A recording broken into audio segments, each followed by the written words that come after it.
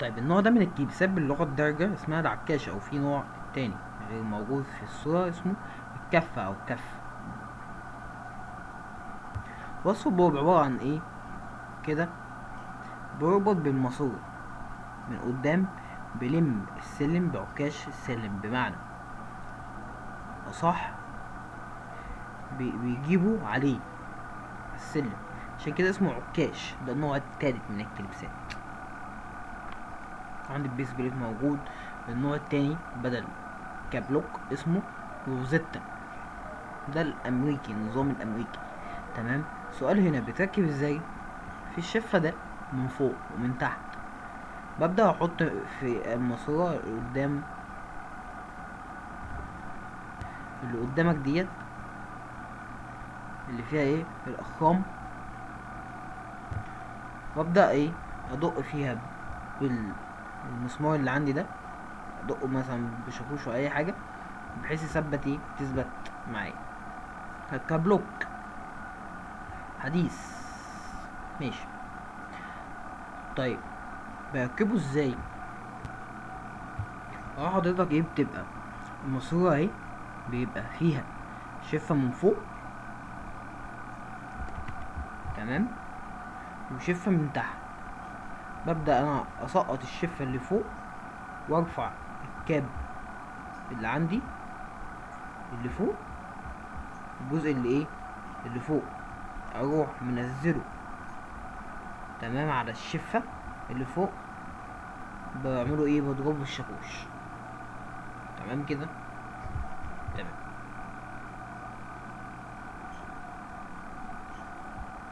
المهندسة دي ايه بتفحص السائل. مراحل إنشاء سقالة نموذجية. المرحلة الأولى هي مرحلة عمل تصريح خاص بإنشاء سقالة وتوقيع المسؤولين عليه من قبل إدارة الهندسة ومن قسم السلامة والصحة المهنية. بعد إمضاء يتم إغلاق مكان العمل، ويقتصر على وجود فني الشدة فقط. يتم عمل محاضرة توعية. بنها رقم 1 مراحل عمل تصريح خاص بإنشاء سقالة وتوقيع المسؤولين عليها من قبل إدارة الهندسة من قسم السلامة والصحة المهنية. بعد إمضاء يتم إغلاق مكان العمل. بعد إمضاء يتم إغلاق مكان العمل، ويقتصر على وجود فني الشدة فقط، الشغال بتاع السقالات بس، مش تحته حد. يتم عمل محاضرة توعية للعمل على ارتفاعات، وشرح المحاضرة المحتملة عند العمل على ارتفاعات. مراحل إنشاء سقالة نموذجية. المرحلة التانية يتم تثبيت القواعد على الأرض، وجعل المسافات بين القوائم متساوية، لذلك يتجنب حدوث أي ميول في السقالة. يبقى أنا رقم 1 ايه. رقم 2 تثبيت القوائم. ثبت القائم على الأرض وجعل المسافات بين القوائم متساوية، ظبطتها عشان أعرف أعمل السقالة، وزي يتجنب حدوث أي ميول في السقالة وأنا لسه بعمل السقالة تقع على واحد صاحبي اللي شغال معايا. تمام. مراحل إنشاء سقالة نموذجية. المرحلة التالتة عمل وسيلة صعود. يبقى أنا أعمل أحط بقى إيه مشايات تحتية ونزول آمنة اللي هو السلم. تمام. نزول آمنة للأفراد الشدة المعدنية بتوع السقالات فقط. تمام. نعمل مستوى تاني من السقالة. يبقى أنا عملت اللي تحت طلعت على اللي فوق. تمام. عن طريق تثبيت سلالم آمنة لتجنب صعود الأفراد بطريقة عشوائية. مينفعش يطلع على السقالة ذات نفسها، إن هي أصلا متثبتش، وممنوع أصلا حتى لو متثبتة وينتج عنها إصابات. تمام. هما مش قرود. طيب مراحل إنشاء سقالة نموذجية. تأكد من ارتداء حزام الأمان بعد عمل فحص مناسب للأحزمة وكل الأفراد العاملين بإنشاء السقالة، وزي تأمين الأفراد عند العمل على ارتفاعات. يبقى أنا أتأكد من ارتداء حزام، معايا حزام بتاعي لابسه بعد عمل فحص مناسب أنا أعمل له أنا كراجل سيفتي للأحزمة كل الأفراد العاملين مش ناس وناس بإنشاء السقالة، وزي تأمين الأفراد تمام عند العمل على ارتفاعات زي ما انتوا شايفين. البدء في تركيب. تمام. رص عدد 2 من الألواح. حط لوحين خشبية تمام أو معدنية على الأرض على المستوى التاني للسقالة لتسهيل الوقوف الفني على ارتفاعات. لوحين مينفعش لوح واحد. وقوف بأمان مع ربط الحزام في نقطة أعلى منه عند العمل. حلو. حلو.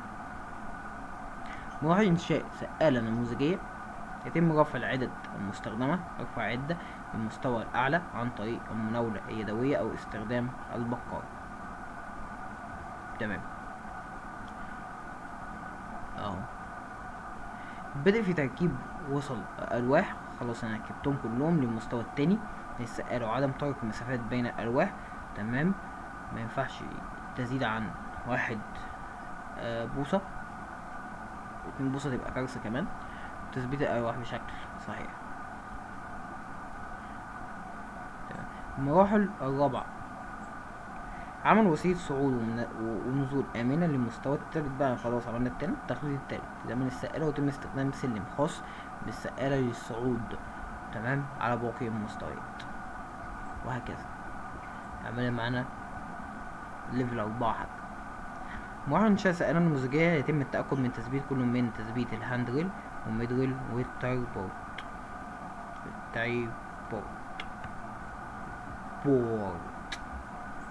ماشي. المراحل 5: يتم ربط السقالة بواسطة الربط المناسبة للسقالة. تمام، ويتم الربط في هذه السقالة من خلال الربط في قمر تمام حديدي، من خلال اعمل له SK يعني، من خلال الصاج بكليبسات ثابتة SK. ويكون الربط ده كل 26 قدم رأسي، 26 و30 أفق، 26 رأسي و30 أفق. ماشي. مراحل إنشاء سقالة نموذجية: يجب مراعاة الآتي عند العمل على السقالة. يتم مراحل إنشاء يتم عمل ترتيب وتنظيم العدد المستخدمة في السقالة حتى لا تكون سبب في مسببهمش انزلاق. يجب إخلاء بنا يرتب ونظم عدد. يجب إخلاء أي من العدد المستخدمة في السقالة من أمام السلالم بتاعت الأكسس، يجعل ممرات الطوارئ خالية من أي معوقات. التخلص من العدد الغير مستخدمة أولا بأول، وجعل الكليبسات المستخدمة داخل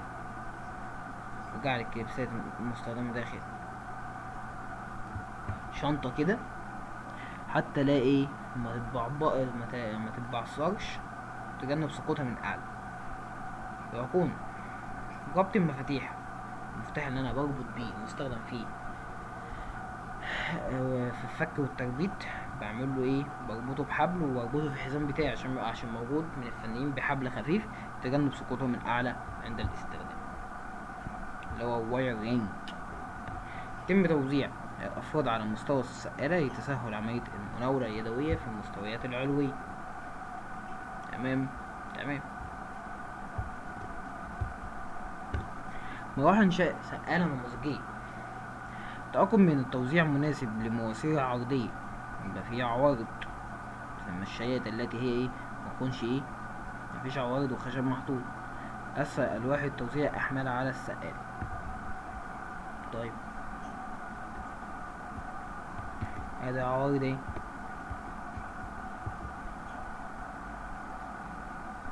يعني كل متر مناسب أوي. مراحل إنشاء سقالة نموذجية: يتم الأخذ في الاعتبار الآتي: يتم عمل جميع الخطوات السابقة. مراحل إنشاء سقالة نموذجية: يتم أخذ السابق في كل حطة من الحطات التالية.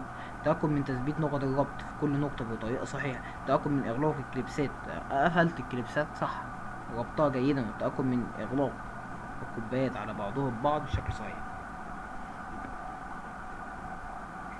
ماشي. عندي بقى السقالة المتحركة، تستخدم بواسطة الكهربائيين وفني التكييف وعمل الصيانة. تمام.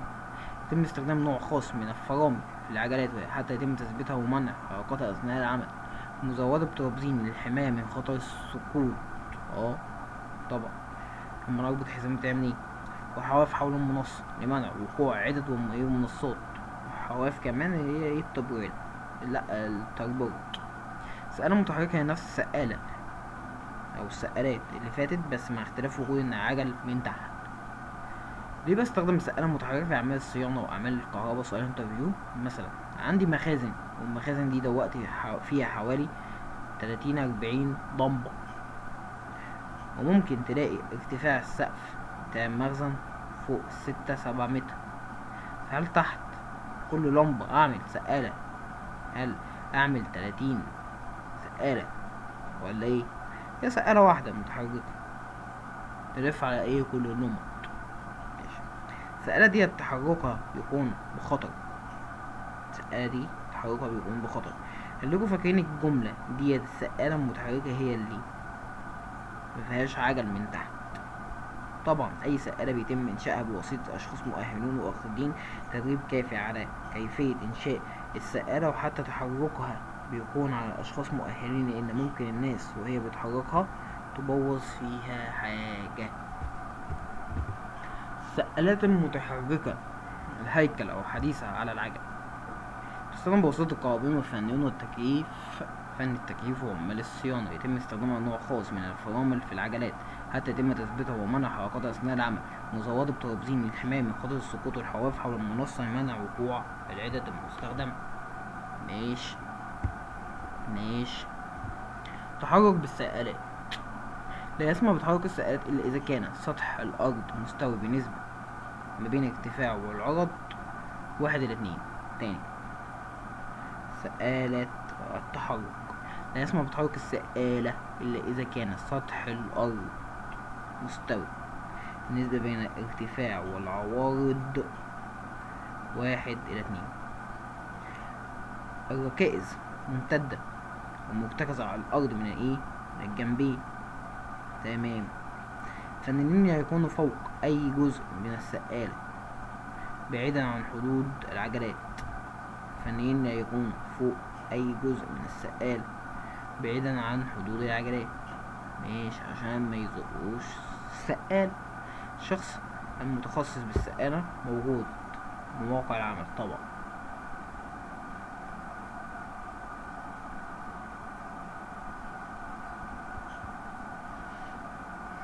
عندي فبالتالي لازم لما احرك من مكان للتاني لازم اربط افراد كل فرد ماسك جنب منهم وانا بحركها. طبعا ممنوع احركها في اعمال فوقيها او عمال فوقيها شغالين يعني، وعمال بينزلوا الاول بعد كده احرك السقالة. طبعا الناس فوق وهي شغالة فوق لازم اتأكد ان الفرامل العجل محطوطة في وضع الفرامل ما بتبقاش متسابة. ممنوع ان استخدمها على ارض مايلة. تمام. عندي الجارديل وعندي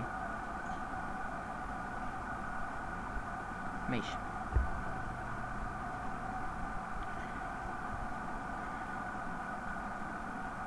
عندنا سلم الصعود اهو.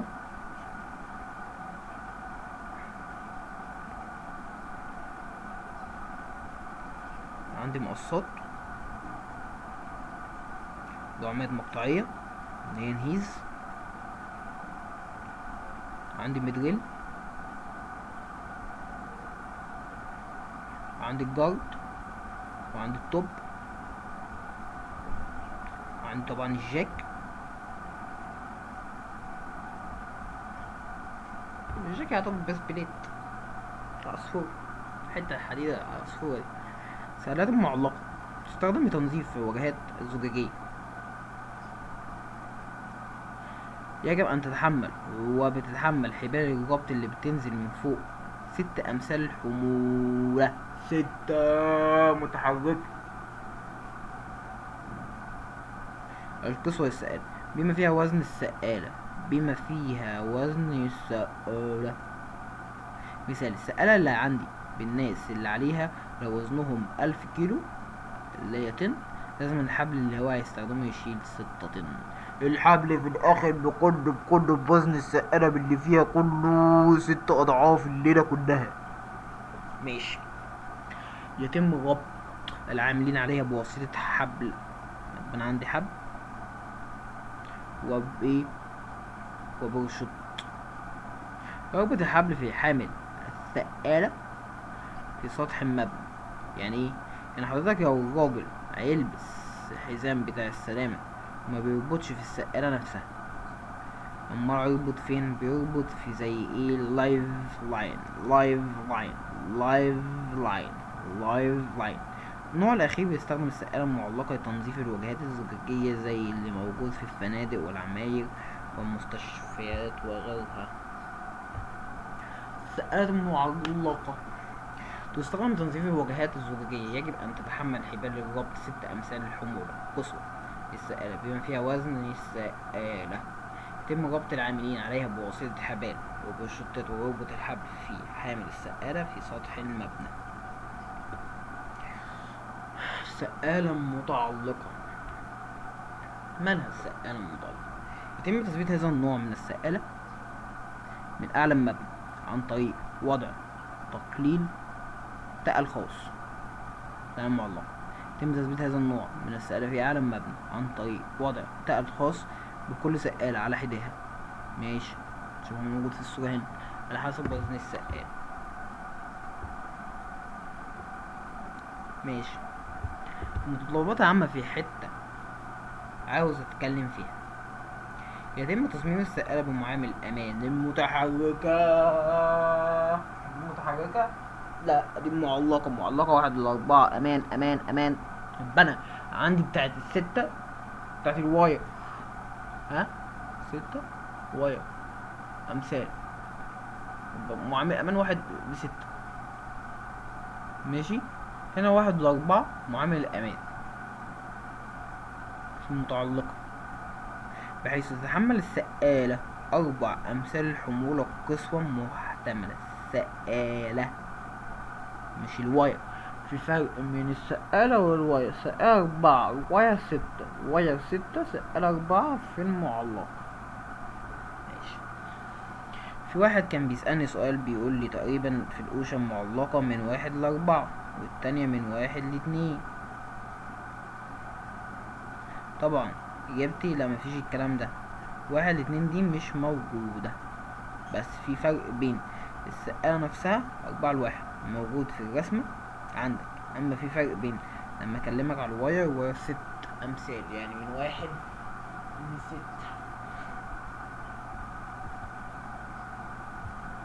يبقى واير،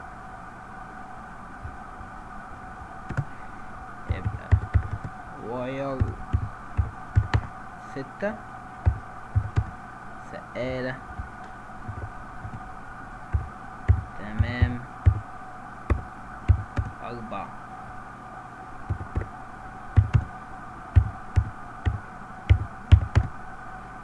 ده في المتعلقة.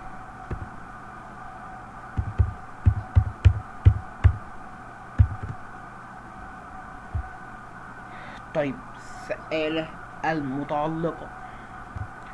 السقالة المتعلقة يتم ربط العاملين عليها بواسطة حبل وبوشنطات وبوشط، ويربط الحبل في حامل السقالة في سطح المبنى. شايفين اللي على الأطراف الطرف ده اللي مسؤولين عن حمل السقالة نفسه. طرف السقالة نفسه، انما الناس نفسها مربوطة بالحزام فين؟ في الواير الخارجي. ده الاطراف السقالة، الواير الخارجي ده الطرف، ده الطرف، وده الواير اللي موجود عندك في الصورة. او شايفين لما السقالة اتكسرت الناس اتعلقت ازاي؟ فده معناه ان هو ممنوع ان الناس دي بتربط نفسها في السقالة. ماشي. نوع السقالات هيكلية ذات الإطار تقوم من الصلب وهي بسيطة في تركيبها، ويتم تركيبها بالشرط أن تكون السطح الذي تم تركيبه عليه مستوي، ذلك في حالة وجود عوائق أو في مكان. تمام. ده أنواع الشدة المعدنية. السقالة الأنبوبية تيوب اند كلامب تستخدم الأعمال الصعبة التي لا يمكن استخدامها السقال الهيكلية بما نظرا لوجود عوائق أو صعوبة للوصول إليها، كما تحتاج لوقت أطول لتركيبها، ويتم استخدامها بقسوة في الأعمال الصناعية. السقالات النموذجية تمام بيكون هذا النوع من السقالات بسهولة تركيبها وعدم الحاجة إلى أشخاص متخصصين لتركيبها بأماكن مش ثابتة. حلو. متحركة. يستخدم هذا النوع من السقالات في عمليات الإطلاء والتركيبات الكهربية والصيانة وأجهزة التكييف. تمام. السقالات المتحركة وعجل في قاعدتها ولها وسائل تأمين تثبيتها ووضع حركاتها أثناء العجل. السقالات المعلقة عندنا 4 6 و6 1. معامل الأمان لهذا النوع من السقالات، انت بتتكلم في السقالة ذات نفسها من 1 ل4. أما تاني معامل الأمان لهذا النوع من السقالات معلقة من 1 ل4. بتتكلم في ايه؟ بتتكلم كله بالسقالة بوزنك وكده 6 أمثال. معامل الأمان للواير والربط والتعلق بتتكلم في كله من 1 ل6. أما 1 ل4 ده بتاع ايه اللي احنا قلناها هنا اهو.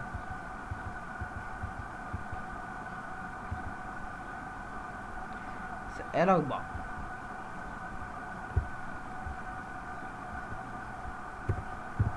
أما الواير 6.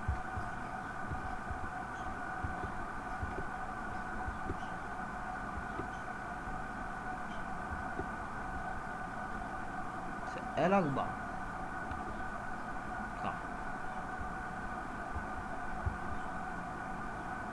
ماشي. يتم تقصير طول الجزء المعلق من القضيب بالتثبيت وإطال الجزء المثبت على سقف المبنى، وذلك لتقليل الوزن. يتم اتزان السقالة بما فيه الكاونتر ويت. يتم ربط العاملين بهذا النوع من السقالة بواسطة حزام باراشوت، ويتم الربط في مكان خارج السقالة. ربنا فاضل المتطلبات العامة للسلامة ايه للسلام.